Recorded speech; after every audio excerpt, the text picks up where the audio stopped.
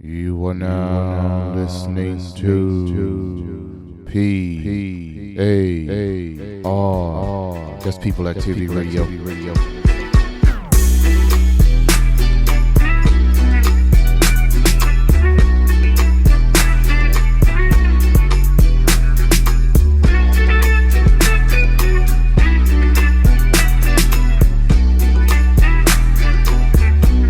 If you do not understand white supremacy, what it is and how it works, everything else that you understand will confuse you. The hunt is on. And you're the prey.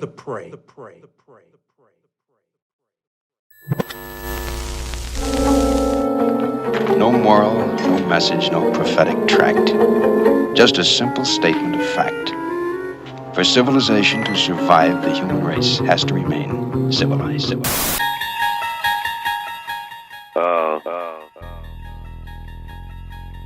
What I mean by stand by your work, and that's explained briefly in the Counter-Racist Word Guide.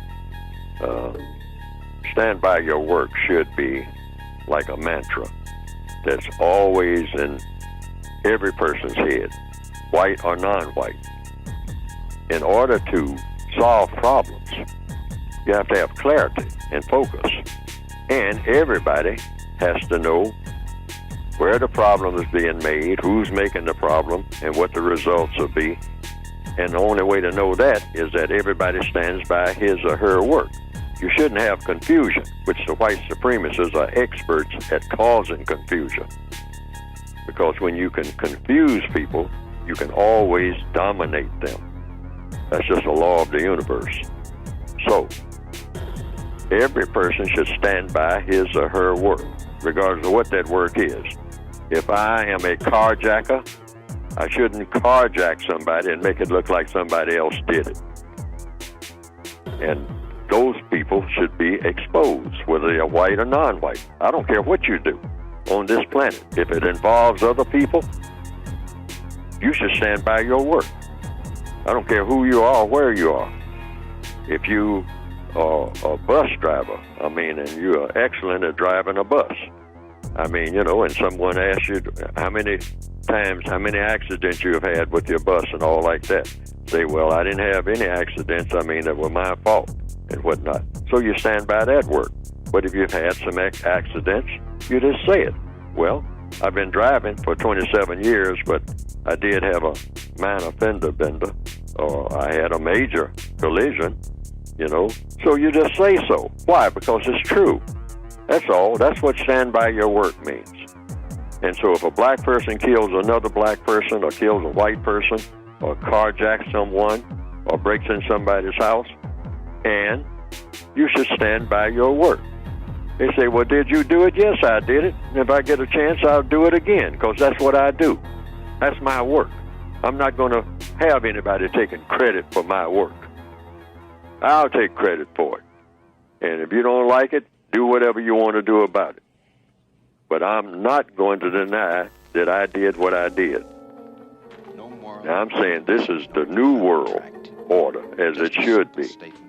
This should be a part of everybody's code. You always admit what you did and explain why you did it to anybody who wants to know. You don't ever try to make it look like somebody else did what you did, or take credit for something that somebody else did that you didn't do. Stand by your work. Each and every person stands by whatever he or she does or says. Stand by it. You did it, stand by it. And all this stuff about, I'll do it, and don't you all snitch on me and let somebody else take the blame. Oh, no. Oh, no. Oh, no. Oh, no, no, no, no, no. You had nerve enough to do it. Have nerve enough to stand by it and take the lumps.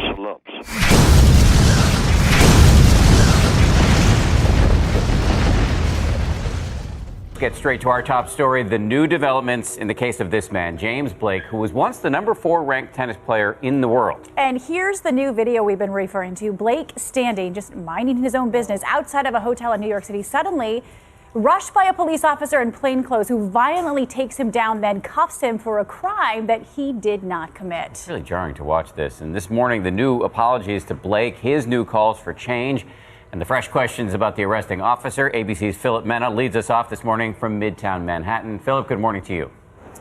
Dan, Paula, good morning. I am standing exactly where James Blake was just waiting around to go to the U.S. Open when out of nowhere, a police officer rushed in and tackled him to the ground. And it was all caught on surveillance.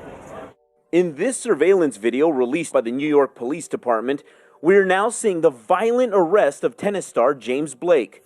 Watch as he waits outside his hotel when a non-uniformed officer runs into the frame, tackling Blake to the ground and forcefully placing his knee into Blake's back before locking his wrists in handcuffs. I said, "Look, officer, I'm scared."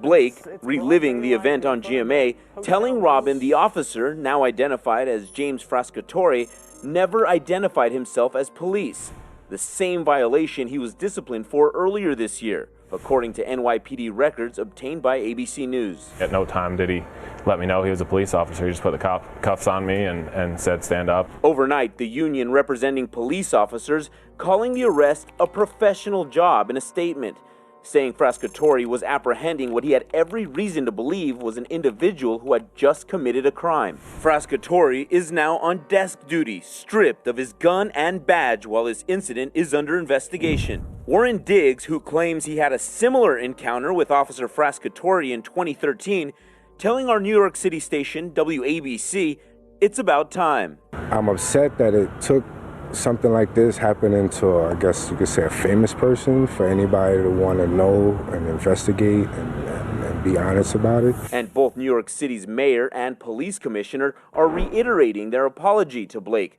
and promising to answer his calls for improvements to the NYPD. And specifically, Blake says that he wants the city of New York to spend money on the relationship between police and the public in neighborhoods where incidents like these happen more frequently. Paula? Yeah, Blake determined to turn this into a teachable moment. Philip, thank you.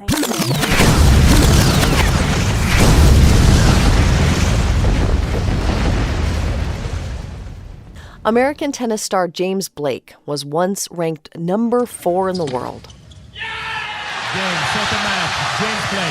That's him beating Roger Federer at the 2008 Summer Olympics.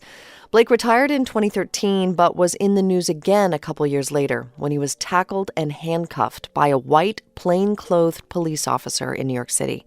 Blake is African American and had been mistaken for someone wanted for credit card fraud. I saw someone running towards me, and then before I knew it, I was on the ground. He had taken me down and put his knee in my back, and he never said officer, never said NYPD. He just said, keep your mouth shut, do what I say. The incident was captured on surveillance video outside the Grand Hyatt Hotel where Blake had been staying. At the time, he was waiting for a car to take him to the U.S. Open. It was only when other police officers showed up with visible badges that it became clear to him that they were law enforcement. When officers realized their mistake, they let him go. Once I got in the car to go to the Open is when I immediately called my wife, and that's when I realized how big a deal this was. I'm an athlete. I've been taught to be the tough guy, and I wanted to just sweep this under the rug. And I just told her I was angry, but I'm going to, just go about my day. And she just said, what if this happened to me? And it immediately hit me, and I started actually tearing up a little bit and thinking about what I would have done if this happened to someone I loved. After that, it definitely changed my perspective and made me a little bit more defiant. A civilian complaint review board found that the officer had used excessive force. Blake also sued the city, but instead of seeking a big payout, he asked for a legal fellowship to be set up within the NYPD, focused on investigating police misconduct, and he got it. Blake has just written a book about his own experience and of other sports stars who have taken on social issues. It's called Ways of Grace. Many of these stories you will know. Billie Jean King, Arthur Ashe. But James Blake also tells stories of people we don't often hear about, like baseball catcher Moses Fleetwood Walker. Yeah, Moses Fleetwood Walker was a bit of a precursor to Jackie Robinson. Him and his brother played back before the turn of the century, and they were the first African Americans really to play in the big leagues, although the big leagues were quite different at that time. And Jackie Robinson faced unbelievable hardships through his time, but before him, there were others fighting to get even to that point, and Moses Fleetwood Walker was one of those. He faced obviously horrible discrimination as well, and it took 50 years from when he was in the league until Jackie Robinson got there.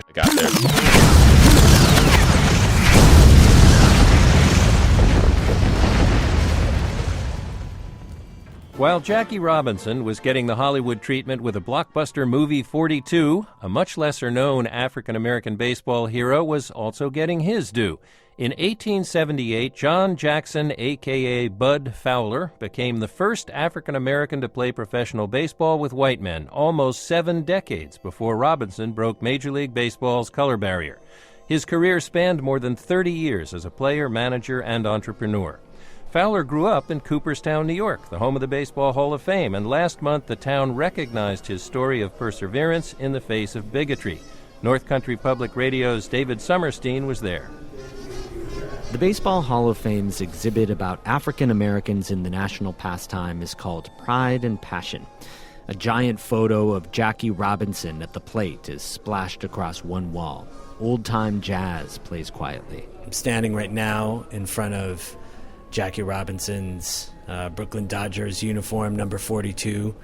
And if you walk across the exhibit, right over here, you will see in a timeline 1878 first African-American professional player Bud Fowler plays for pay in Lynn, Massachusetts on a team in the Minor League International Association. And that's the only mention of him. There's a picture, too, only one of 2 known to exist. But Fowler's a footnote here. Yet among baseball scholars, he's considered a giant of the game. Bud Fowler is of extraordinary importance on a national scale. Many would argue that he should be in the Hall of Fame or should have been in long ago. John Thorne is the official historian for Major League Baseball. He says while 3 black men played Major League games before the so-called Gentleman's Agreement erected the color barrier in 1887, none had a longer-lasting career than Fowler. He's a .300 batter. He's a fine fielder at second base. The press accolades for his play for Binghamton in the International League in 1887 match those of any player in the league. He and Frank Grant and pitcher George Stovey in 1886 with Newark, these were first-rate stars, and the only thing stopping them from ascent to the major leagues was prejudice. Fowler was born John W. Jackson. His family moved to Cooperstown when he was 2. His father was a barber, one of the few African-American professions respected by whites. Village historian Hugh McDougall says just 28 black people lived in Cooperstown at the time. Jackson was one of only 6 black children in the local school. So he was going to school with essentially white school kids. He learned how to play baseball with white kids. I think he always felt that he ought to be able to live in the white community. It's a mystery why Jackson changed his name to Fowler, perhaps to protect his family. After his professional baseball debut with the Lynn Live Oaks, Fowler played in Ontario, in New Orleans, in Virginia. In all, Fowler played for or managed more than 24 teams in 17 states, from Maine to Texas. To make a living in between gigs, he barbered like his dad. At each stop, says MLB historian John Thorne, prejudice forced him to pack his bags. He felt that he needed to become an itinerant ball player.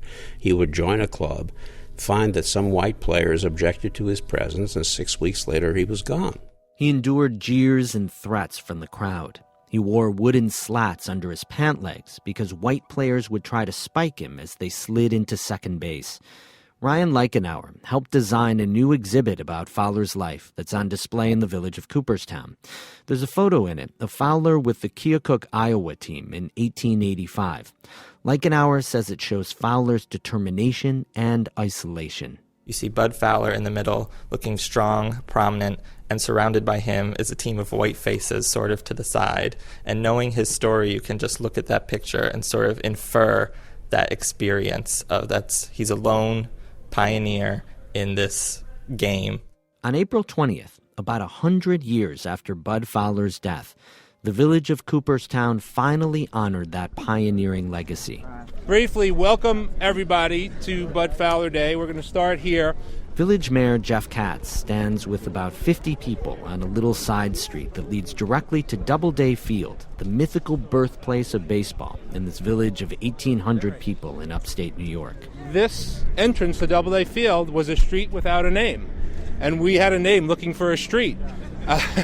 3 captains of the high school baseball team wear uniforms with the name Fowler printed across their backs. They snip a ribbon and unveil a new street sign. It reads Fowler Way. Mayor Katz says it's about time Cooperstown recognized its most storied local player. The 19th century son of a black barber struggling to play professional baseball is not quite someone that, let's say, the village perceives as one of their own. And yet he is one of our own. He is a fellow resident, a fellow citizen of this village who did an amazing thing. The whole idea for Bud Fowler Day was Tom Schiebers. He's the Baseball Hall of Fame senior curator. It's not so much a story of baseball. It's a story of continuing to do what you love and not letting someone say no because of the color of your skin or for whatever reason. And I think that's something to honor. In the years before he died, Bud Fowler formed his own clubs. One, the Page Fence Giants in Michigan, became the prototype for all black baseball teams to come. When MLB historian John Thorne gave his speech at the ceremony, he invoked the giant figure of Jackie Robinson, who walked across a bridge built by so many African-American ballplayers who came before him. Thorne said he was certain Robinson had traveled down Fowler Way.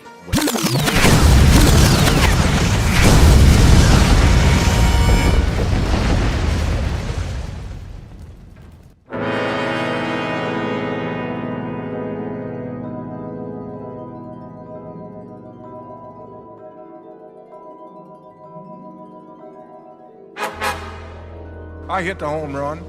I hit the grand slam home run. I hit for the cycle. And I'm proud to have been a Negro League ball player. That is the great Buck O'Neil, player, manager, and scout, speaking in 2006.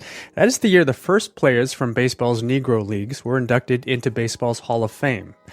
But it wasn't until Sunday that the late O'Neil and 2 other black stars were enshrined. So, why the long wait? Let's ask Andrea Williams. She's the author of Baseball's Leading Lady and a contributor to the New York Times. Hi, Andrea. Hi, how are you? I'm great. Let's talk about some of these players and what they meant to baseball. Bud Fowler. He played against white players as early as 1878, before baseball became segregated. Tell us about him and his impact. Sure. I think the important thing to remember about Bud Fowler is that his career predates even this gentleman's agreement that we've all heard of. This is why we didn't see black players playing on major league teams, why there were Negro League teams in the 20s, 30s, and 40s, and why Jackie Robinson is credited as, the first black player to play Major League Baseball. Yeah, in 1947. Mm-hmm. Yeah. This is really just the modern era of organized baseball, if you will. But before that gentleman's agreement was in place, there were black players that were playing on white teams, and Bud Fowler was one of them. Bud Fowler was playing at a time, you mentioned in the 1870s. I mean, we're talking about a couple decades before that, black people were literally property in this country. And Bud Fowler is good enough that they still want him on these white teams. And he is able to string together this career and do really, really well. So we hear from black players who are playing professional baseball now who look to Jackie and say that Jackie was their inspiration. And Jackie, had played shortly in the Negro League. So he was around, the greats of that era. Bud Fowler is one of a handful of players, along with people like George Stovey, Moses Fleetwood Walker. They are the inspiration for those early Negro League players. Now, our next inductee, I guess batting next, Buck O'Neil, player, manager, founder of the Negro Leagues Baseball Museum. The Hall of Fame created a Special Achievement Award in his name. Let's play a little bit of sound from a Twitter message from Ken Burns. He produced, among his documentaries, a series on baseball. when Buck was still alive, he should have been leading the class that got in, and he didn't, and died shortly thereafter, and now he's in. He's one of the greatest people I've ever met in this planet. Andrea Williams, you knew Buck O'Neil. Give me a story. Oh my gosh, I have so many stories. And really the thing that I remember most about him is that he was actually the greatest, right? Like, I think we're so conditioned to hearing people say that about Buck, but he really was, without any hyperbole. He was just an incredible person to be around. And, I was in my mid-20s when I was working at the Negro Leagues Baseball Museum, and part of my job was driving him around to speaking engagements. And he was a man who had seen the worst of the worst that this country has to offer, and always had a smile, was always great to talk to. I mean, would talk to me about anything. I was like, I asked him, Mr. O'Neil, how come you and your wife never had kids? And he was like, I don't know. We couldn't have kids, but we sure had a lot of fun trying. Like, such a bright spirit, and was so integral to the work that we were doing at the museum. For the vast majority of us, Satchel Paige and Josh Gibson, these people are just characters in history books and people that we hear these great stories about, but we have no idea what it was like. Buck played with them. Yeah. He knew them. He had seen all of this. And I could not have imagined, a better person to tell the story of the Negro Leagues, to help get the word out about the Negro Leagues, to ensure that these stories lived on and on forever. And yeah, I mean, to hear Ken Burns, talk about how devastating it was in 2006. I remember sitting there. I was sitting at my desk when we got the announcement. I remember being so excited because there were 17 players, managers, and executives that got in, including Effa Manley, who was the first woman inducted into Cooperstown, but we didn't have Buck. And I can rationalize how the Hall of Fame works, how it considers candidates. I understand these little boxes that you have to fit in. You have to fit into one of these different categories. Yeah. But he wasn't just a player, wasn't just a manager, wasn't just a coach, even though he was the first Black coach in Major League Baseball history. He was all of these things that culminated in this incredible run that he had as the chairman of the Negro Leagues Baseball Museum. Sorry to interrupt you, but I mean, I could do this all day, but let me ask you briefly about one more player who was inducted, Minnie Minoso, a Cuban player, the first Latino baseball star. In 1947, he helped the New York Cubans beat the Cleveland Buckeyes in the Negro League World Series. As a player, what was his impact on the game? Well, his impact was huge. He is, really the first Afro-Latino star that we see in Major League Baseball. He's the first Black player for the Chicago White Sox. Even as we've kind of gone back and forth about whether, and I say we globally, I think, people who really understood him in his career knew that he belonged in the Hall.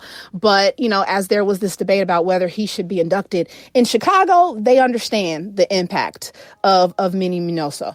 And it's also important to consider, too, that he was a man who, was really living in these two different worlds, right? He's a Latino man who comes into this country and is trying to make a go of it. He's also a Black man when you look at him, when people look at him. So he's trying to navigate all of these things and still has to put together a really great career, which is what he was able to do. In a piece I wrote for the New York Times about the Hall of Fame's efforts to induct players and other representatives from the Negro Leagues era. Talked to Dr. Adrian Burgos, and he talked about Minnie's impact and particularly the things that he had to endure and how we fail to really consider that when we're looking at stat lines of players, right? We want to do this apples to apples comparison. We want to look at the batting average of Minnie, and then we want to look at the batting average of his white contemporaries. Yeah. But we can't really do that, right? Because they are not enduring what Minnie had to. Let me ask you to circle back to the larger context here.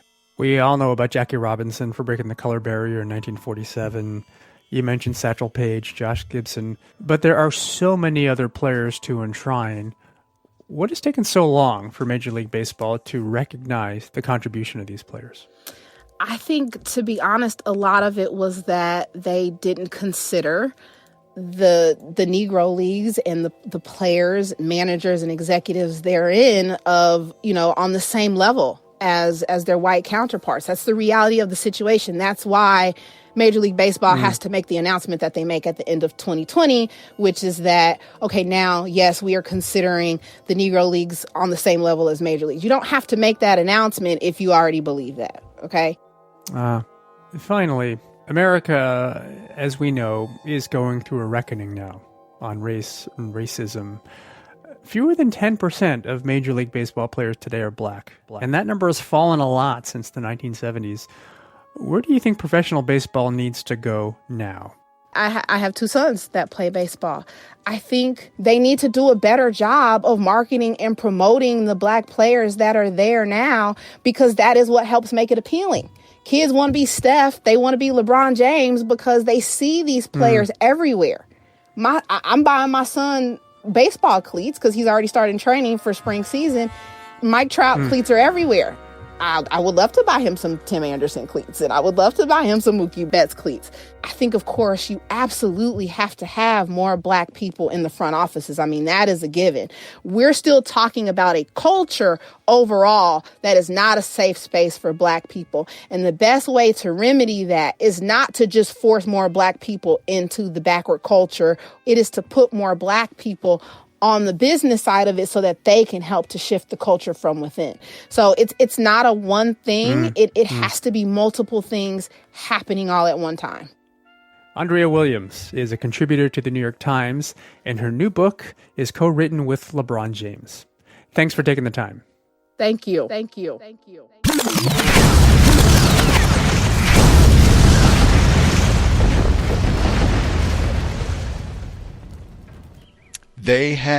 We heard from retired firefighter. They talked about Jackie Robinson, 75 years, him being the first in the modern era. That's how they phrase it. Even that, in my view, is deceptive. You shouldn't say that. You could just say Jackie Robinson is the first black player to come back to professional baseball after white people after racists disallowed black people to play for X number of years. You could just say it that way. That would be precise, and that in no way diminishes the terrorism that he had to endure for his entire life, why he died so young and was so stressed while he was here. But just being truthful, he was not, as retired firefighter said, and who was Moses Fleetwood Walker. Even retired firefighter added, hey, it seems deliberate because with Jackie Robinson, they made sure to get it. He was nonviolent. He endured all that abuse and everything and not being welcome, and he endured it all, and he didn't swing. He turned the other cheek. He was we got to get all that nonsense, slavey rhetoric in. Moses Fleetwood Walker, as retired firefighter said, hey, he killed a white man and acquitted. Stood his ground, self-defense. I should have done it. How about that? Shouldn't that be celebrated? No, even 2022, that's not celebrated? Nah. We don't talk about no niggers, because we want to think about black people as no count cowards and slaves and non-violent.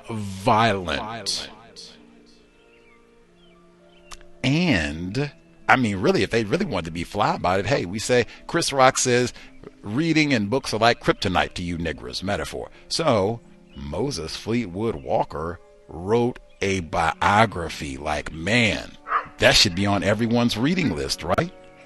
Black person, first black person to integrate Major League Baseball.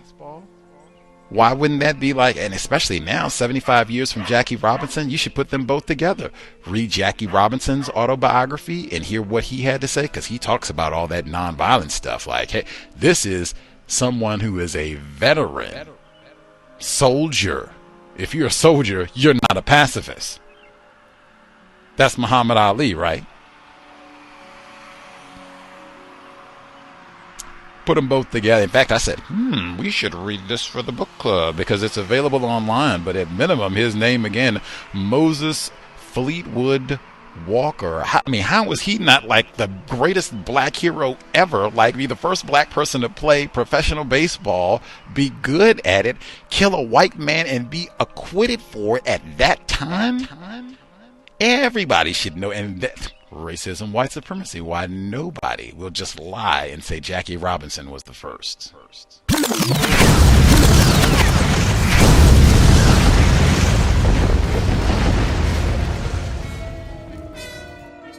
And all this stuff about I'll do it, and don't you all snitch on me and let somebody else take the blame. Oh no, oh no, oh no, oh no, no, no, no, no.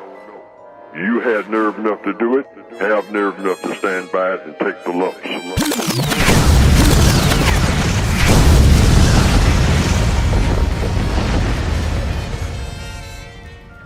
Hello, I'm Simon Whistler. You're watching Today I Found Out, and in the video today we're looking at the real first black man to play Major League Baseball.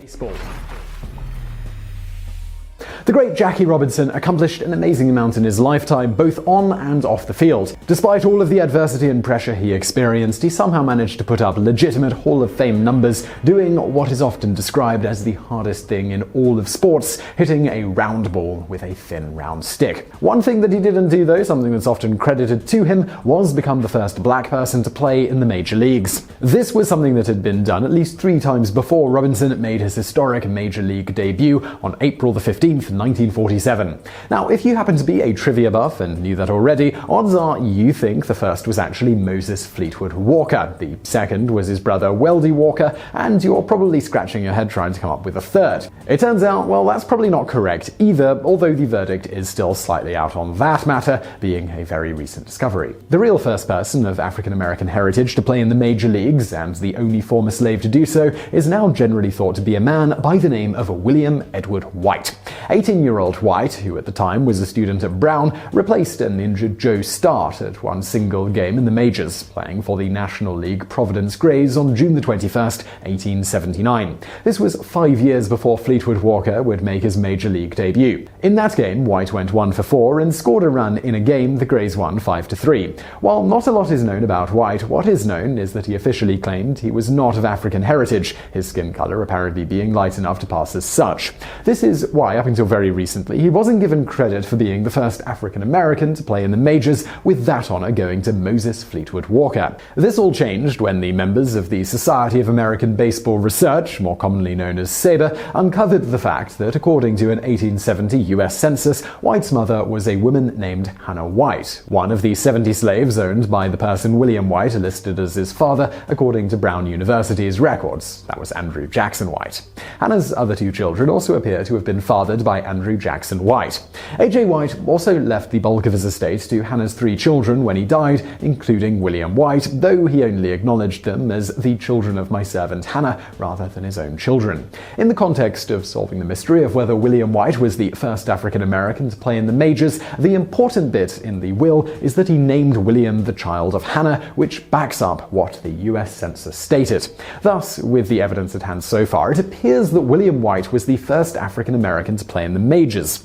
As to why he never played again after that game, it isn't known, but of course speculation is that his heritage was discovered, though it may simply have been that a better player was in the wings, as his replacement was future Hall of Famer Jim O'Rourke. Whatever the case, the person long considered to have been the first black player to play in the majors was, as mentioned, Moses Fleetwood Walker. Walker made his major league debut on the 1st of May 1884, playing for the Toledo Blue Stockings against the Louisville Eclipse. He had been playing for the then minor league Blue Stockings when the team was added to the American Association, which later became the American League. By all accounts, Walker was no less of an amazing player than the great Jackie Robinson, and is deserving of a lot of credit for what he went through during his time with the majors. So, how good was he? Well, let's just qualify the stats with the fact that Walker was a catcher who caught without a glove or any other major protection, as was common at the time. Needless to say, catchers of the day were incredibly injury-prone and rarely did well offensively, because of the beating they took behind the plate. Walker had it worse than most because many of the pitchers didn't want to let a black man ostensibly tell them what to do by calling the pitches.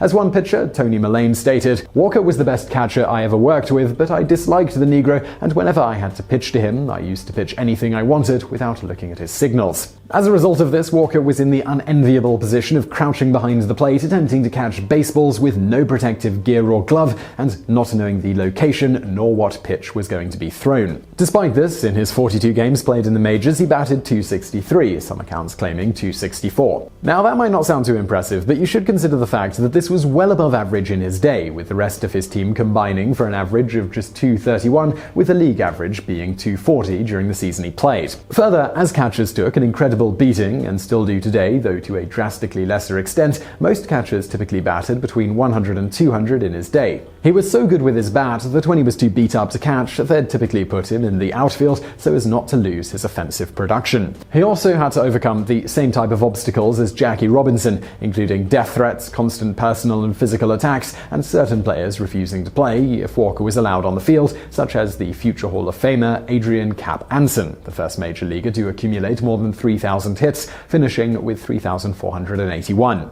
In fact, Fleetwood Walker's brother, Weldy Walker, who also played in the majors 5 games, blamed Anson for the banning of black players in the minor and major leagues in the first place. In truth, Anson's despicable antics probably didn't have nearly that much to do with it, though Anson was quite vocal about his opinions on the matter and not shy at all about trying to pressure others into advocating for the same stance. For instance, in Anson's first encounter with Walker, Walker was supposed to have the day off, but when manager Charlie Morton heard that Anson and his team, the White Stockings, were refusing to play if Walker was allowed on the field, he put Walker in a lineup and told Anson that not only would they be forfeiting the game if they refused to play, but they'd also forfeit the money from ticket sales. Once money was brought into it, Anson and the White Stockings begrudgingly agreed to play. After being injured to the point where he couldn't bat, Fleetwood Walker's major league career ended up being over. Once he was healed up, he continued his career in the minors, which in 1887 boasted 13 black players despite rampant segregation. He also played in a few other leagues before finally both the National League and the American Association decided on the so-called gentleman's agreement to not sign any black player. This decision trickled down to other leagues that had not already instituted similar bans. Robbed of the ability to play in the American and National Leagues, as well as most others of any note at the time, Fleetwood Walker left baseball, as his brother also later did, after playing and managing a Negro league that ultimately failed. The two went on to various business ventures, at which they were seemingly quite successful, such as owning and operating a hotel, a movie theater, as well as a series of restaurants. Fleetwood Walker even attempted to get patents on a few different pieces of equipment he invented for showing moving pictures.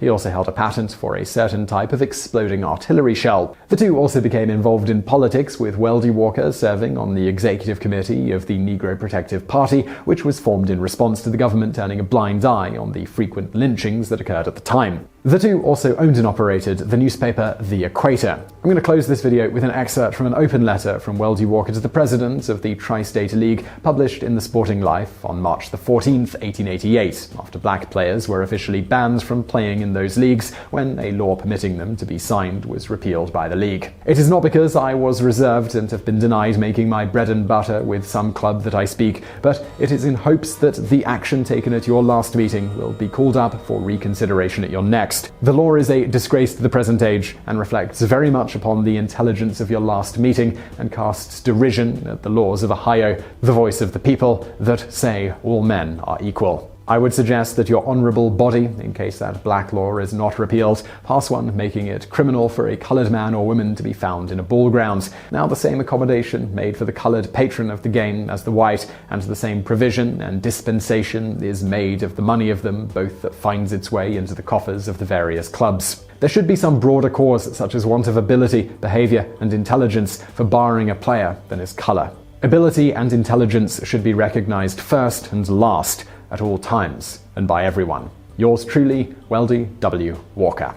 And now for some bonus facts. While on the whole the Walker brothers did quite well for themselves financially in their lives after baseball, particularly considering the racial obstacles that they had to deal with at the time, Fleetwood Walker was once attacked by a group of white men. During the ensuing melee, Walker killed one of the men, Patrick Murray. The remaining attackers attempted to kill Walker, but he escaped, though was later arrested and imprisoned. Somewhat surprisingly, given attitudes at the time, on June 3rd, 1891, at the conclusion of his trial, a jury of all white men acquitted Walker on all charges. After the trial, Walker became convicted convinced that black people would never be accepted in the United States, and he and his brother began heavily advocating that all black people of African heritage should return to Africa. Walker, he even published a book on the issue called Home Colony, a treatise on the past, present, and future of the Negro race in America. This Back to Africa stance is a small part of why popular history has mostly swept Fleetwood Walker and his accomplishments under the rug.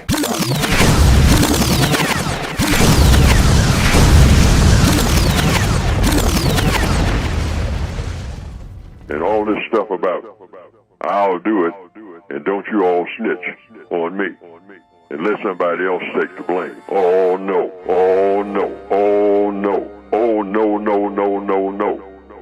You had nerve enough to do it, have nerve enough to stand by it and take the lumps.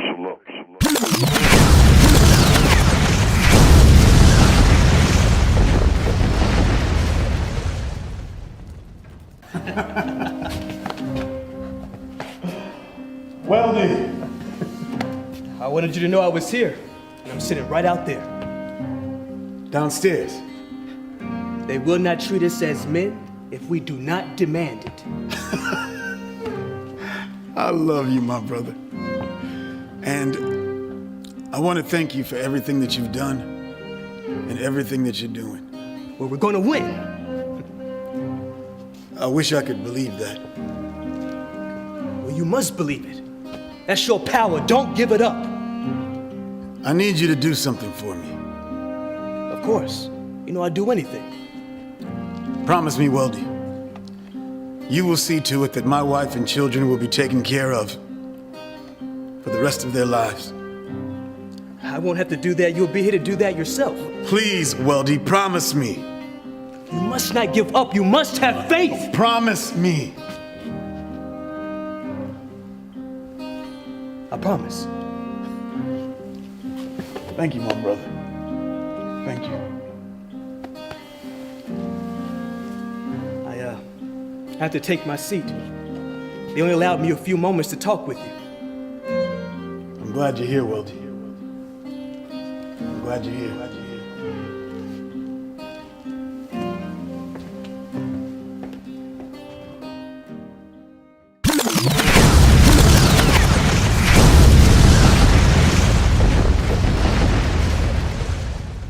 You had nerve enough to do it, have nerve enough to stand by it and take the lumps. Caricaturing black people. In the United States, all racial groups have been caricatured, but none as often or in as many ways as black Americans. Blacks have been portrayed in popular culture as pitiable exotics, cannibalistic savages, hypersexual deviants, childlike buffoons, obedient servants, self-loathing victims, and menaces to society. These anti-black depictions routinely took form in material objects, such as ashtrays, drinking glasses, banks, games, fishing lures, detergent boxes, and other everyday items. This case holds objects that illustrate some of the major anti-black caricatures.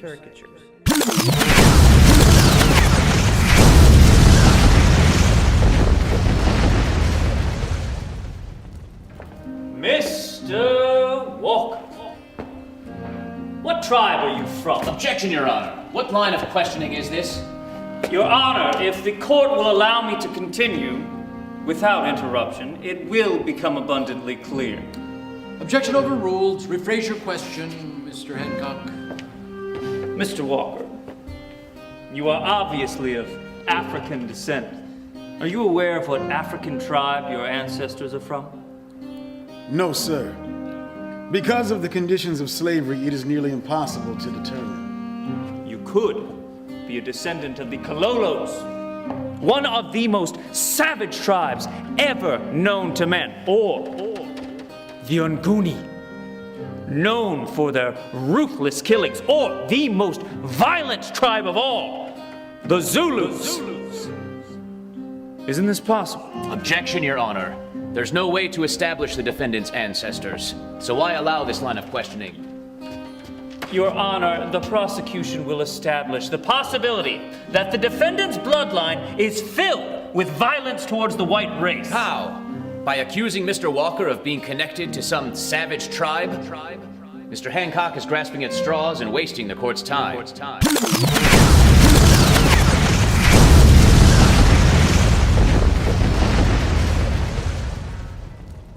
it should be. This should be a part of everybody's code. You always admit what you did and explain why you did it to anybody who wants to know. You don't ever try to make it look like somebody else did what you did, or take credit for something that somebody else did that you didn't do. Stand by your work. Each and every person stands by whatever he or she does or says. Stand by it. You did it. You stand by it.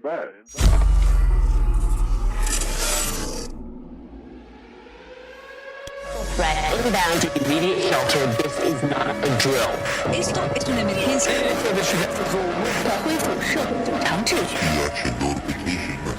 This station has interrupted its regular program at the request of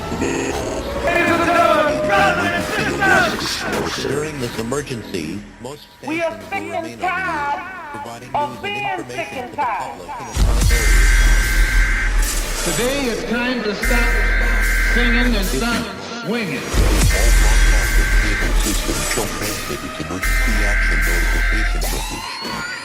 We are coming to get our check. You are now listening to Come bring me your softness. Comfort me through all this madness. Woman, don't you know with you I'm born again. Come give me P.A.R. That's People Activity Radio. And I'm your host, JohnGHorse.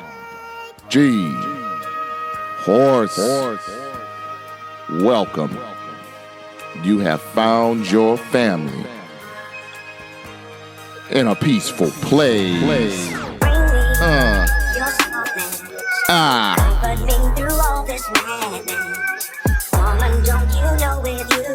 This how we got here.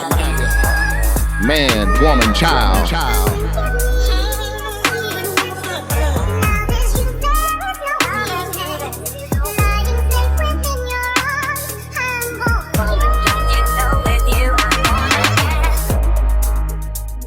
P.A.R. is a family-friendly information distribution program seeking to inform non-white people, in particular, black classifieds, and assisting in counter-racist codification. The title of today's episode is Moses Fleetwood Walker, A Hidden Legacy and the Myth of Black American Cowardice. Let me repeat the title of today's episode one more time. Moses Fleetwood Walker, A Hidden Legacy and a Myth of Black American Cowardice. You are now listening to P.A.R. That's People Activity Radio, hosted by JohnGHorse, a working-class John Henryism practitioner blue-collar commentary radio podcast attempting to remove confusion in everyday people activity. If you are subject to non-white classification, in particular black classified, welcome. You have found your family in a peaceful place. Yes, indeed. Yes. Indeed. Let it sizzle in your spirit. We bring that. Listen to that woman singing to that man. This how we got here, family. A man and woman had to feel this energy.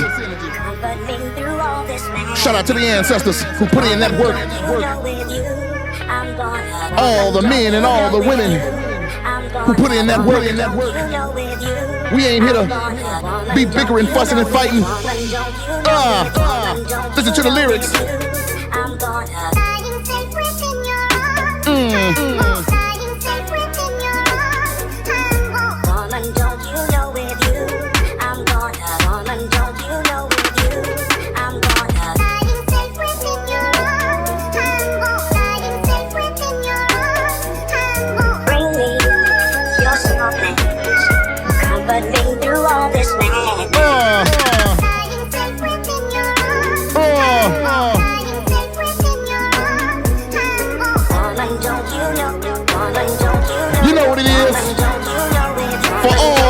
affected non-white people subject to black classification attempting to relate to each other.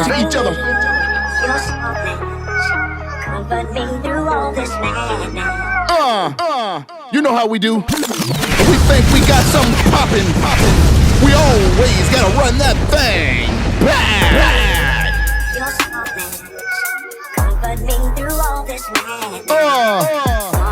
I'd like to give a shout out to all the ancestors.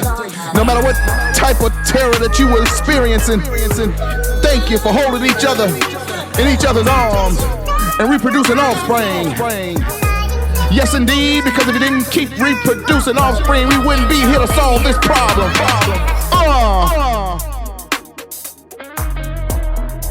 Yes, indeed.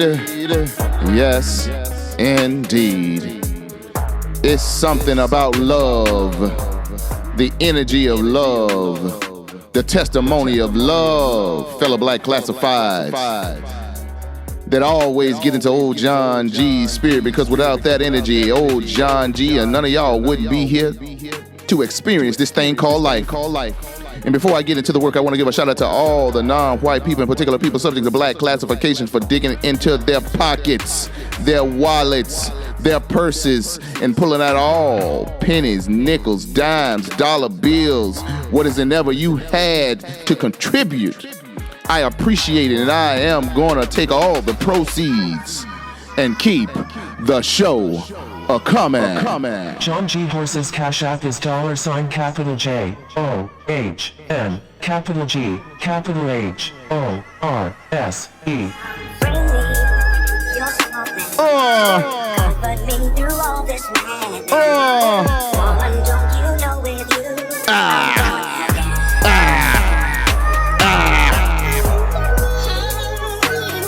Yes, indeed. I know you're scrolling through Google trying to figure out who this is singing this song. You know old John G bring you those. Foundation of United States Black Classified. This is Foundation of United States Black Classified Soul R&B legend Sarita Wright and Billy Preston. Do your Googles. Oh, let me be quiet.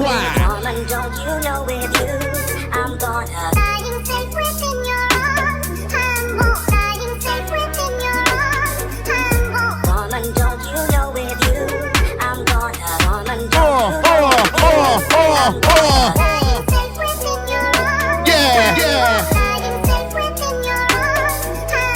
Bring me your softness, comfort me through all this madness.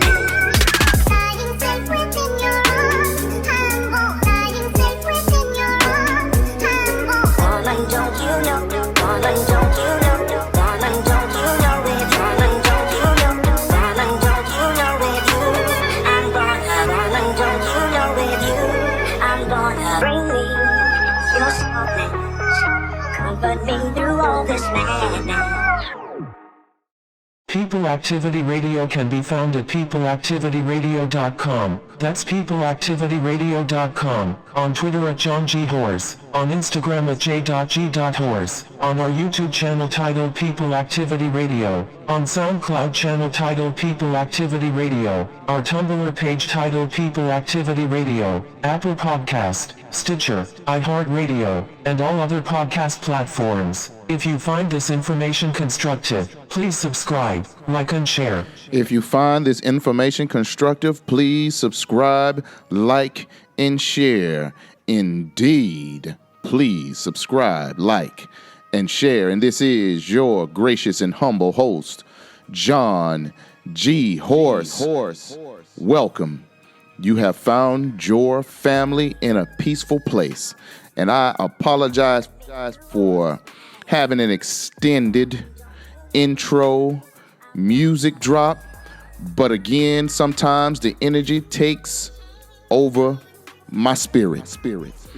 And I just felt that in current events in today's mainstream, we are being pummeled with the culture of bickering with one another. We are being pummeled with gender wars. We are being pummeled with the system of racism, white supremacy, aka the global system of anti-blackness, or as Professor Dr. Kamal Kambon calls it, the global system of white terror domination is running amok all over the place.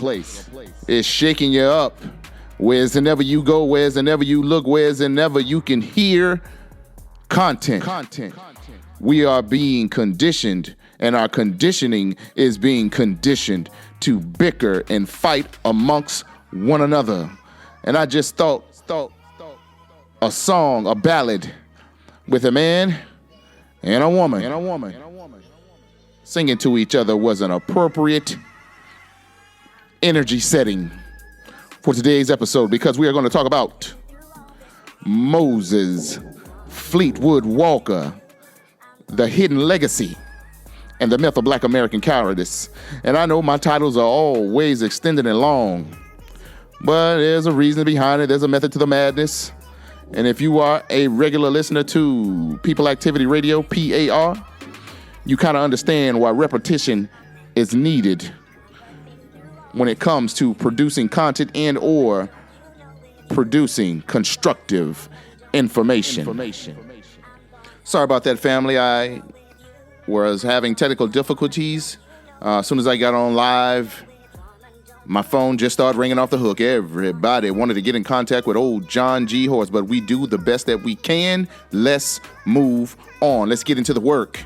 And again, I will repeat the title of today's episode. The title of today's episode is Moses Fleetwood Walker, a hidden legacy, and the myth of Black American cowardice. And another question will be, who in the world is Moses Fleetwood Walker? Oh, John G. We're going to get into that.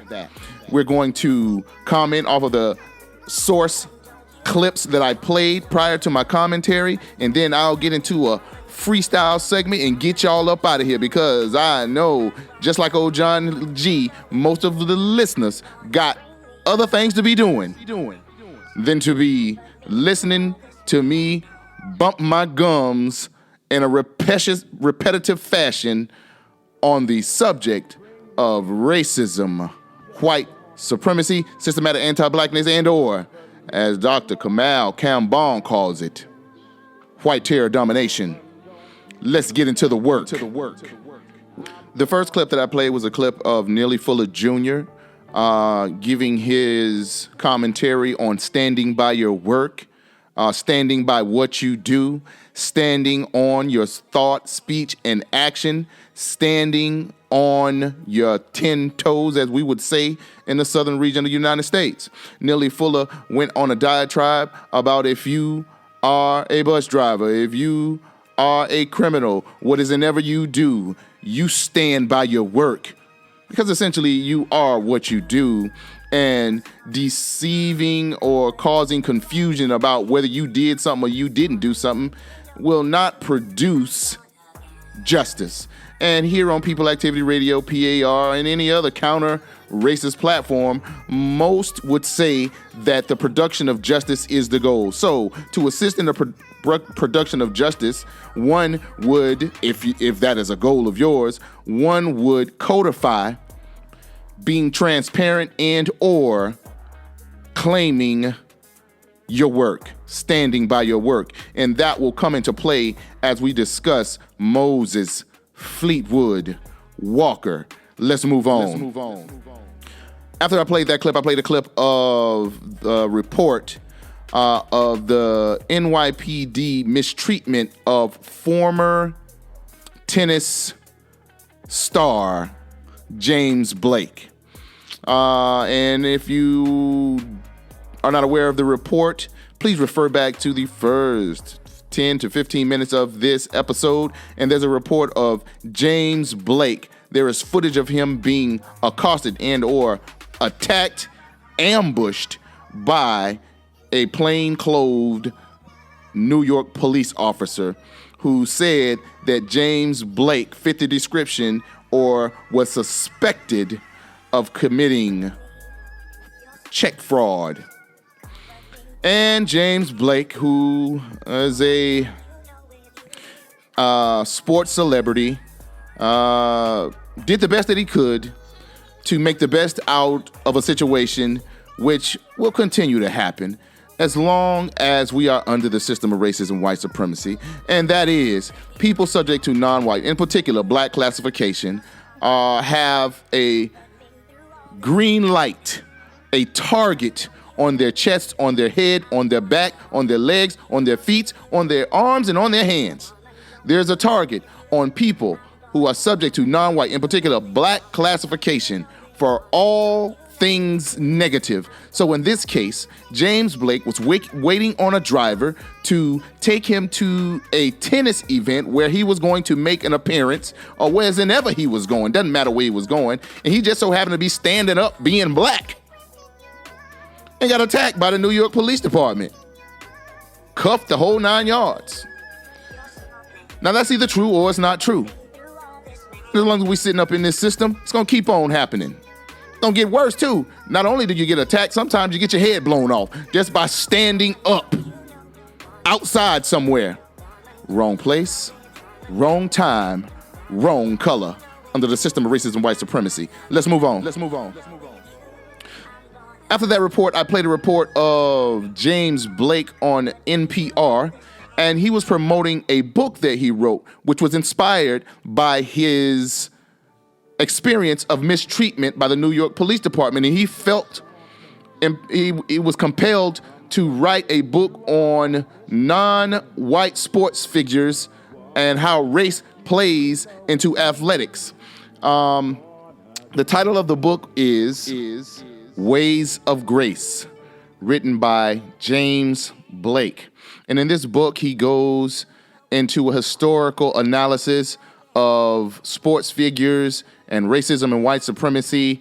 And he mentions the focus of today's episode, James Fleetwood Walker. And again, reading is more important than watching television. That was said on a repetitive basis by our grandsestor, sweet Queen Mother, Dr. Frances Cress Welsing. Let's move on.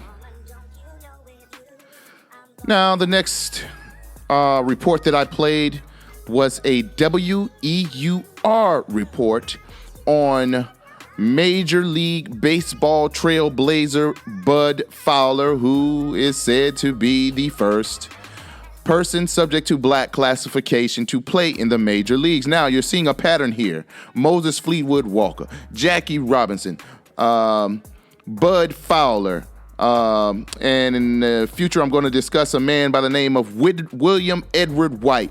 It's a whole bunch of people with the claim of being the first person subject to black classification to play in the major leagues. And I will say, that is no surprise, business as usual, because under the system of racism and white supremacy, those of us who are subject to non-white, in particular, black classification, aren't told about our history, aren't told about who we are, aren't told about our accomplishments, aren't told about any type of counter-racist self-defense, aren't told about any type of violent reaction to being mistreated, aren't told about our victories, aren't told about the things that we have done in order to manifest our survival today. If we sat down and took all these whoopings, if we sat down and turned every cheek that we had on our body, if we sat around and let people knock us upside our head, shake us up every which way but loose, we would not be here today. But we have been told, we have been conditioned, our conditioning has been conditioned,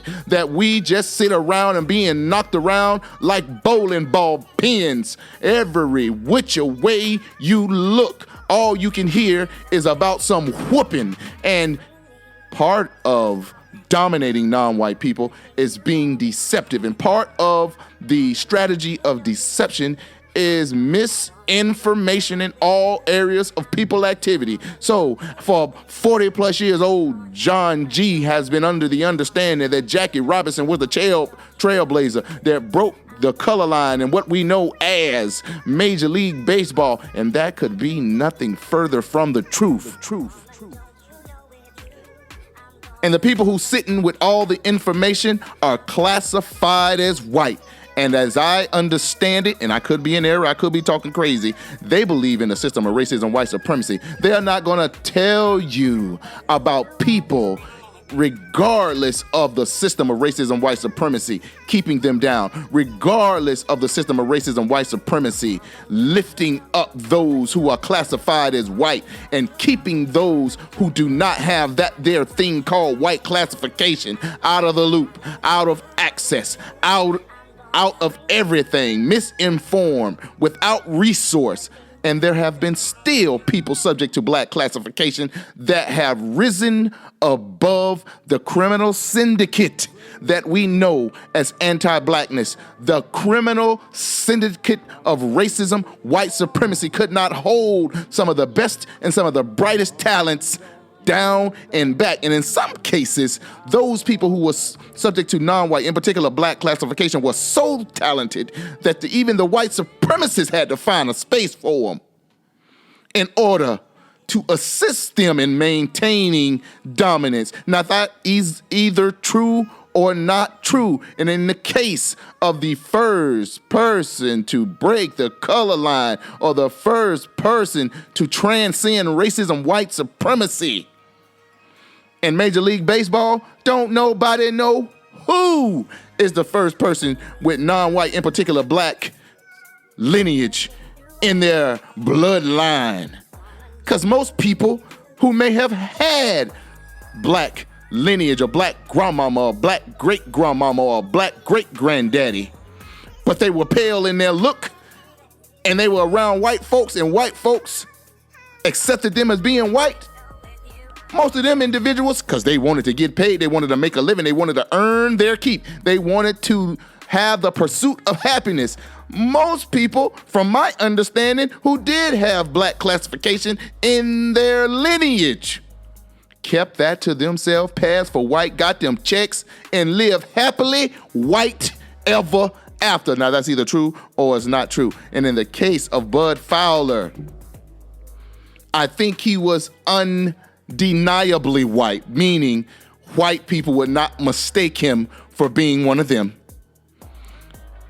It is said that he is considered in the state of New York as the trailblazer to transcend and overcome the color barrier in Major League Baseball.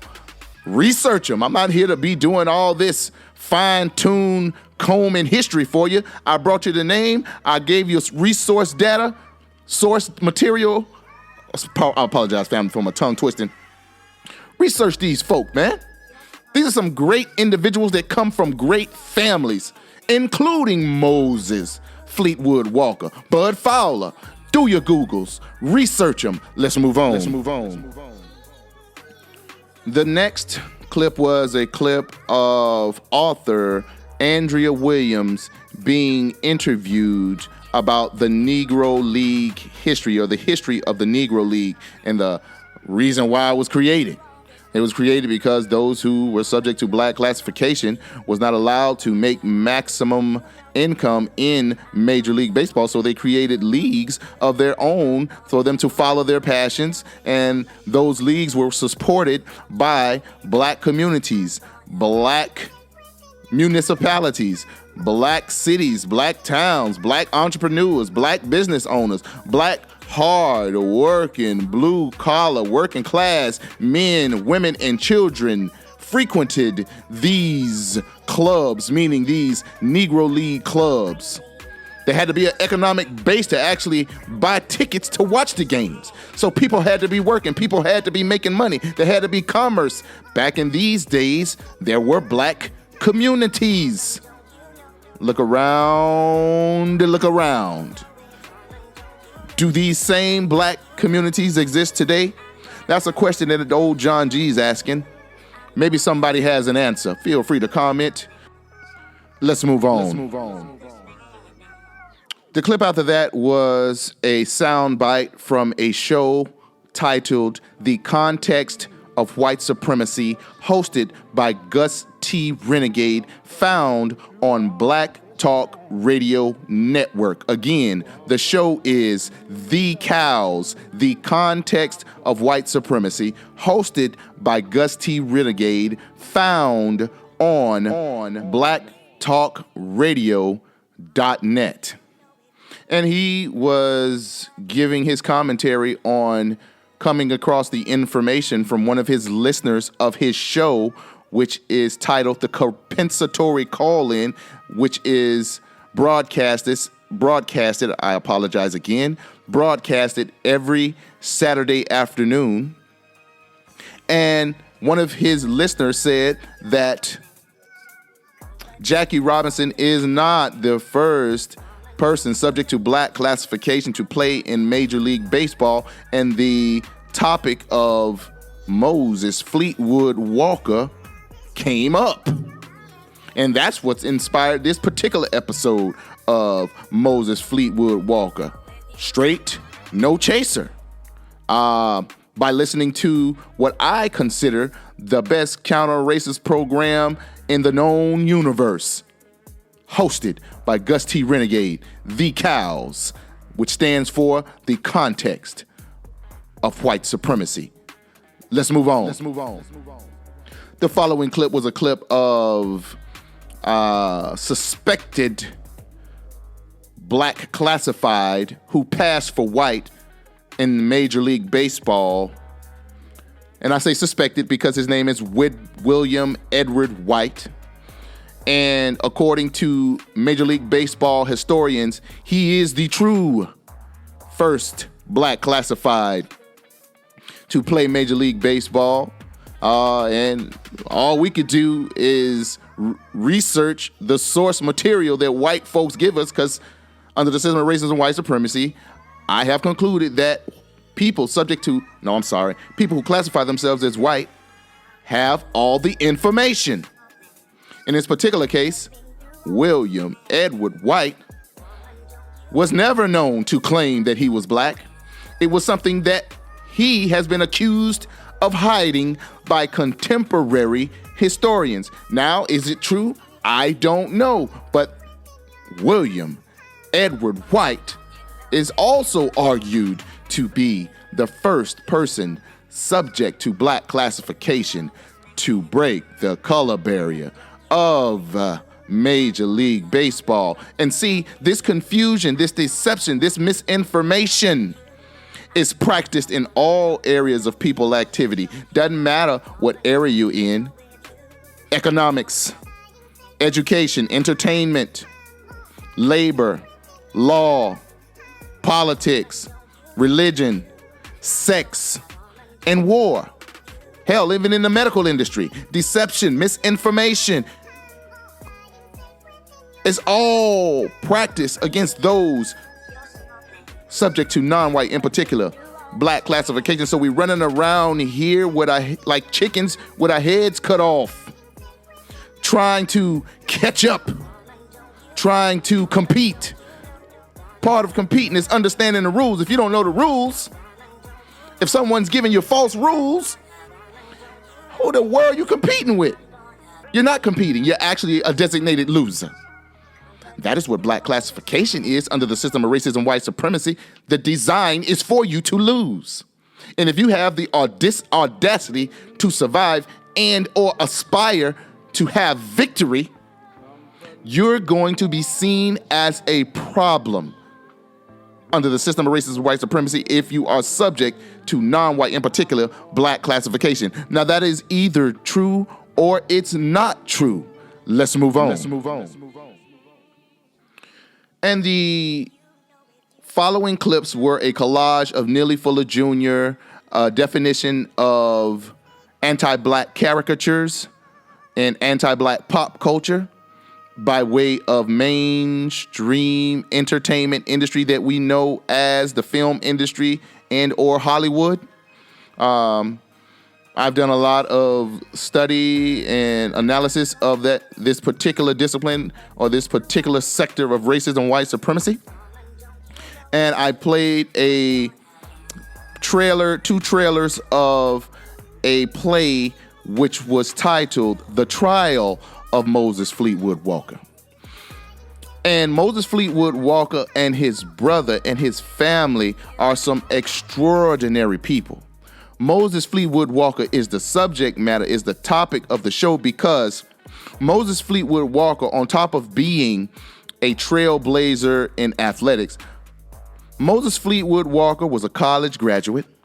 I think he transferred to the University of Michigan and played on their baseball team. I believe he became the first identifiable person subject to black classification at Michigan to play on the team.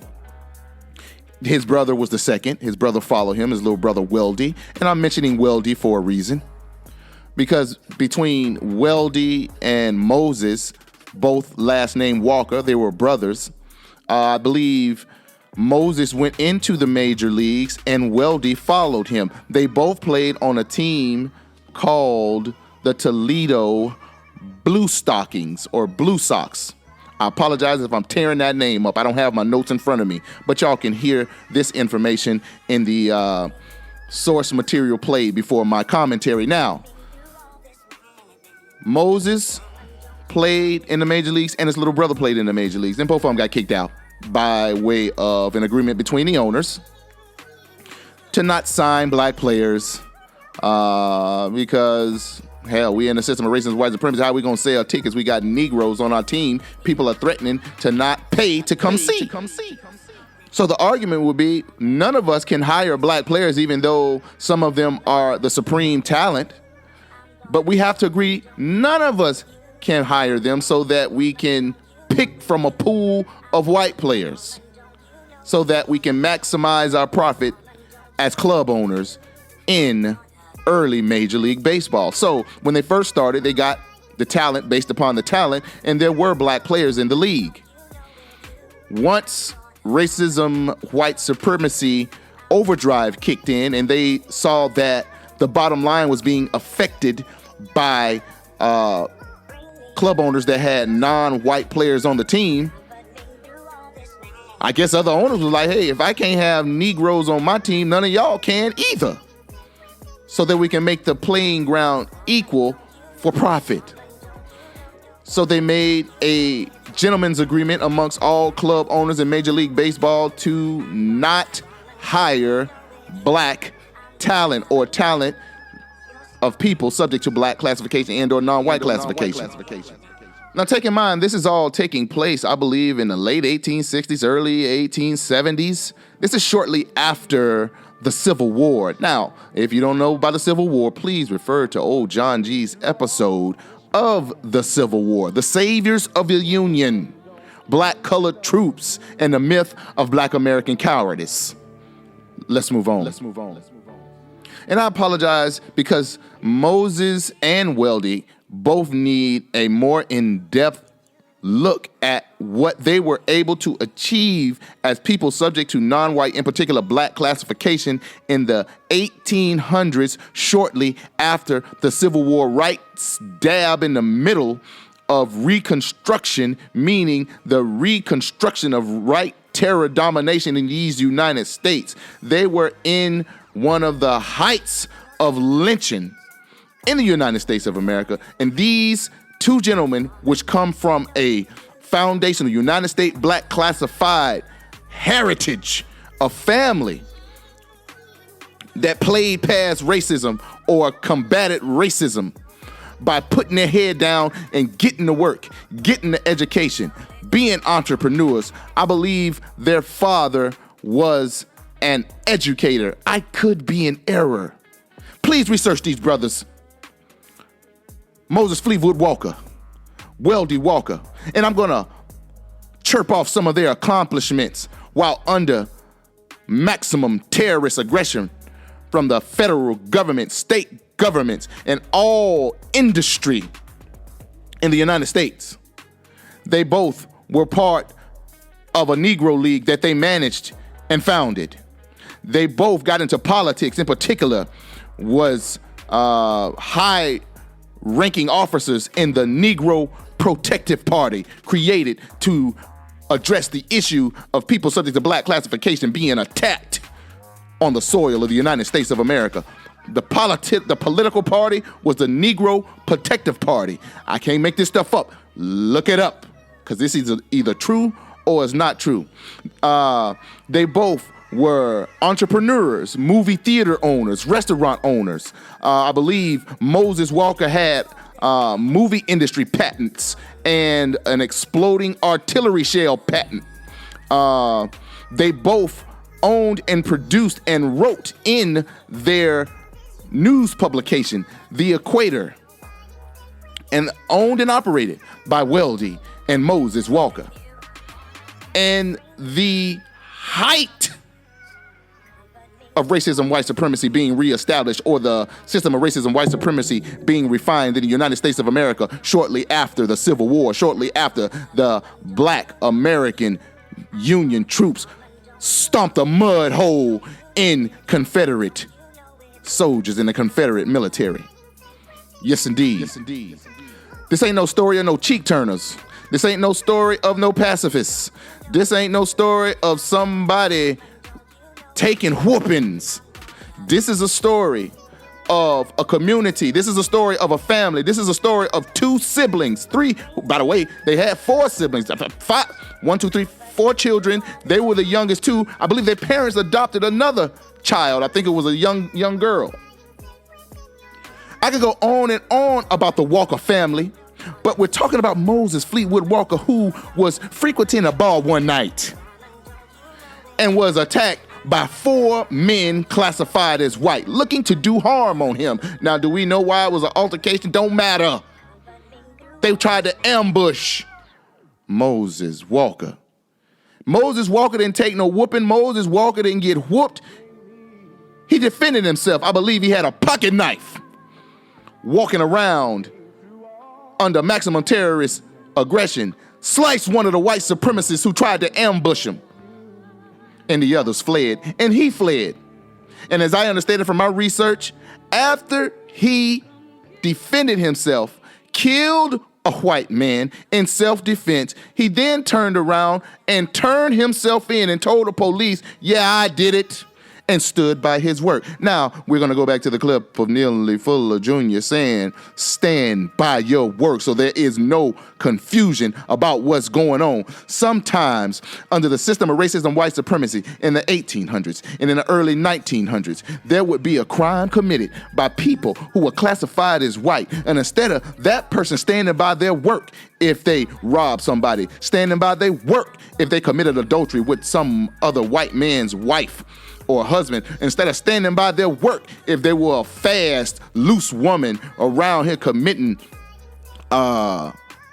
doing something strange for a little change, instead of standing by their work, they'll say, a black man raped me. They'll say, a black man robbed me. They'll say, I was ambushed by a black man. And instead of white people standing by their work and doing the time for the crime, whole communities of black people would be burned to the ground.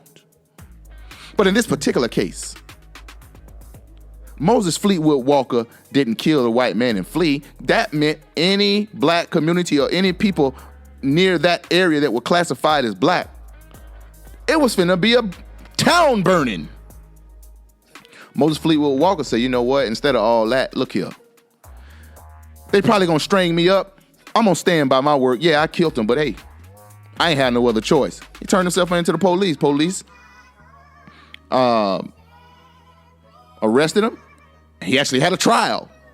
I'd be interested to know how that trial happened, because from my understanding, people was rushing to jailhouses back in those days.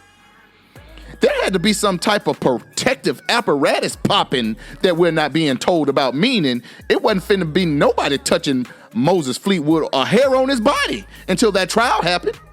And because Moses Fleetwood Walker was an entrepreneur, because Moses Fleetwood Walker came from a family with resources, because Moses Fleetwood Walker was from an educated background, he was able to get representation. He had connections. He had contacts. And some would say he had white folks that he could reach out to for legal counsel and all that old stuff. What hasn't ever happened, Moses Fleetwood Walker practiced counter-racist violence. He killed a white man in self-defense. I believe in 1891 he was acquitted by an all-white jury. That is extremely significant. 1891, a man subject to black classification murdered a white man in self-defense and was acquitted by an all-white jury. That is extremely significant. What in the heck went wrong with the system of racism and white supremacy? That is not normal. Justice was produced. There's a lot to this story that I believe that I don't know. There's a lot to this story that I would love to know. And again, I have no problem with Jackie Robinson getting his flowers for the things that he had to endure, the mistreatment, the accomplishments that he had. And in his right, he was an extremely gifted athlete. I don't believe baseball was his best sport, but he was a trailblazer in that sport. That being said, Moses Fleetwood Walker, I want to know that story. I want to know who raised him. Where did they come from? What was their history? What was their relationship with the black Union troops who stomped a mud hole in a Confederate army? I want to know where this tradition of black self-respect came from. Because me, being a child born in the 70s, raised in the 80s, graduating in the 90s, being pummeled with cheek turning and praying every time I went to school in February, I never heard any of these stories. And to Moses Fleetwood Walker, on behalf of all the listeners, on behalf of those of us who still have black self-respect running through our veins, on behalf of us who aspire, who wake up every morning to replace the system of racism, white supremacy with a system of justice, we got work to do. But on behalf of all of us, to the ancestor and all the ancestors surrounding him, Ashe, I'm going to give all y'all a black self-respect salute. Without y'all, there would be no us.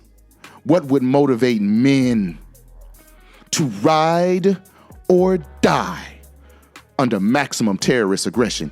I say the love of a woman, and the gift that women give men is the gift of parenthood, fatherhood, family, man, woman, mother, father, child, the Holy Trinity. You understand me? I'm not getting biblical. But what would motivate a woman to support a black man even though he's the target of the society? Self-respect. What would motivate a woman to reproduce, to give birth to black offspring under these conditions? Self-respect. What would motivate a woman to raise these kids with the assistance of the big black brute up in the house, the male subject to black classification? Black self-respect. The system is going to produce people trying to get away from that. The system is going to produce anybody who's born with pale skin to get next to the most pale person to reproduce another pale person. How in the world do those of us subject to black classification still exist under this current regime of anti-blackness? Because we had ancestors writing or dying and practicing black self-respect. And practicing black self-respect, sometimes that meant counter racist violence, meaning when they left the house, they had to be ready to die or kill behind their woman, their man, or their children. Now that's either true or it's not true. Moses Fleetwood Walker, straight no chaser, bars, and I hope I have contributed to less confusion. And remember, keep learning and stay codified.